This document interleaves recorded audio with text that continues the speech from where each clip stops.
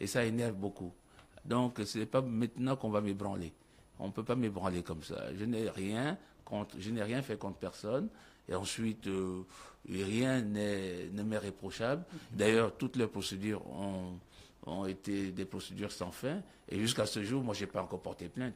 Le jour où je me donnerai le droit de porter plainte, je pense que vous l'entendrez. Pourquoi vous vous retenez, oui? Parce que c'est ridicule, parce que c'est pas ma vocation. Ma vocation, c'est de faire la politique dans la propreté. C'est de mettre du sens. Je veux qu'on m'oppose de la réflexion. Je suis pour soumettre mon discours à la contradiction, mais pas soumettre mon discours aux absurdités. Non, non, c'est pas ma logique. Justement pourquoi la question que vous avez posée auparavant, de dire pourquoi je faisais pas la politique, et je faisais pas la politique pour ça, à cause de ça. S'il faut rentrer dans ce milieu pour aller se souiller la mémoire et la conscience, j'ai dit non. Mais par contre, s'il faut confronter les idées, s'il faut aménager les espaces pour construire un pays, vous trouverez François Ndombian. Et c'est ce que j'ai fait. En 3 ans, j'ai démontré que je peux le faire. Donc ne m'entraînez pas dans les bas-fonds et les caniveaux.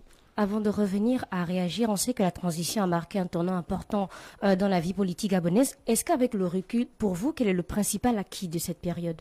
Le principal acquis, c'est que nous avons passé une transition paisible, nous avons eu des élections transparentes, un référendum d'ailleurs que j'ai conduit pour la province de l'Estuaire, qui a été magnifique. C'est la première fois dans l'Estuaire, qui abrite la capitale du pays, que les gens votaient pour, j'allais dire, le pouvoir. Entre guillemets. Alors donc, ensuite, nous avons connu une élection présidentielle apaisée. La transition s'est bien passée. Nous avons acquis un système électoral assez transparent qui permet au président de parler la voix haute. C'est important. Quand les autres savent que vous êtes légitimement élu, et ils vous respectent. Donc, c'est l'acquis premier, c'est une transition qui a démontré des élections transparentes. Les Gabonais avaient besoin d'élections transparentes.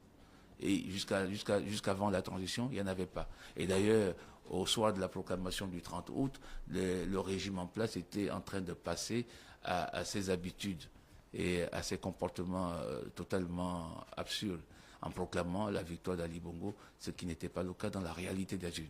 Le poids des partis hors majorité et opposition est souvent ignoré. Selon vous, ont-ils une véritable influence dans le paysage politique actuel? Le paysage politique actuel est différent, est difficile.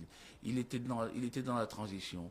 Et je crois que nous souhaitions tous à quelque degré que ce soit, aller à un niveau d'apaisement.